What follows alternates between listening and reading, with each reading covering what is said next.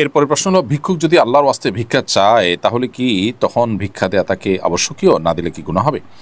উত্তর হলো যে কেউ আল্লাহর ওয়াস্তে কিছু চাইলে তাকে দেওয়া উচিত সাধ্য অনুযায়ী, বিশেষ করে সে যদি অভাবী মনে হয়।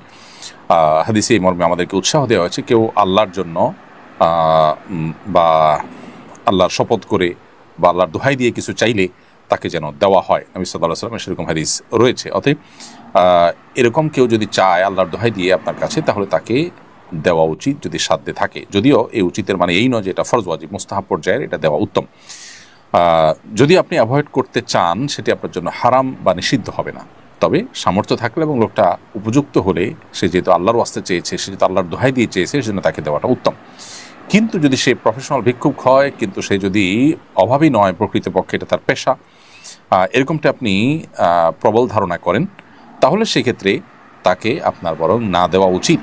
কারণ পেশাদার ভিক্ষুকদেরকে ভিক্ষা বা তাদেরকে সাহায্য না করার ব্যাপারে ফুকাহা একরাম পরামর্শ দিয়েছেন, কারণ তার জন্য এই সাহায্য চাওয়া জায়েজ নয়। আপনি তাকে ভিক্ষা দিয়ে মূলত তার সেই পেশায় তাকে টিকিয়ে রাখছেন এবং তাকে উৎসাহ দিচ্ছেন একরকম, এই জন্য সেটা কিন্তু জায়েজ নয়। এরপরে প্রশ্ন হলো, আমি একজন ব্যক্তির সঙ্গে 50 ভাগ লাভে শেয়ার ভিত্তিক একটি ব্যবসায় চুক্তি করেছি।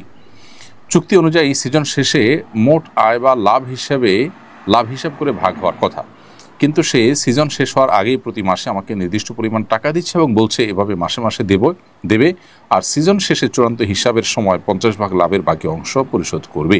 এভাবে সিজন শেষের আগে নিয়মিত টাকা নেওয়া শরীয়তসম্মত হচ্ছে কিনা? প্রিয় দর্শক, এটি আপনার জন্য সম্পূর্ণরূপে হালাল। যেহেতু আপনি যে চুক্তি করেছেন সেই চুক্তিটি হালাল এবং লাভ লসের ভিত্তিতে চুক্তি, এবং সেখানে 50% লাভ কিংবা লস হলে লস সেটি আপনার বহন করার কথা।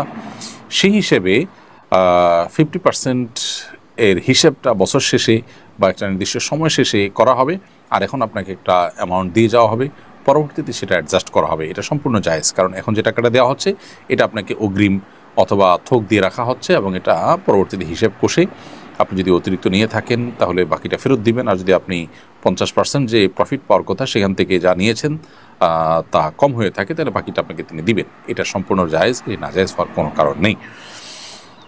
এরপরে প্রশ্ন হলো, ওমরায় গিয়ে কি নিজের জন্য ওমরার পাশাপাশি পিতামাতার নিয়তেও ওমরা করা যাবে? অর্থাৎ একই সফরে একাধিক ব্যক্তি সওয়াবের উদ্দেশ্যে ওমরা করতে পারেন কিনা? উত্তর হলো, একই সফরে একাধিক ওমরা করা নাজায়েজ কিংবা নিষিদ্ধ কোনো বিষয় নয়। নিজের ওমরা শেষ হয়ে গেলে পরে পিতামাতার পক্ষ থেকে ওমরা করতে পারেন। বিশেষ করে আপনি যদি মিকাত থেকে এহরামপুরে এসে আবার ওমরা করেন, সেটা আপনি করতে পারেন।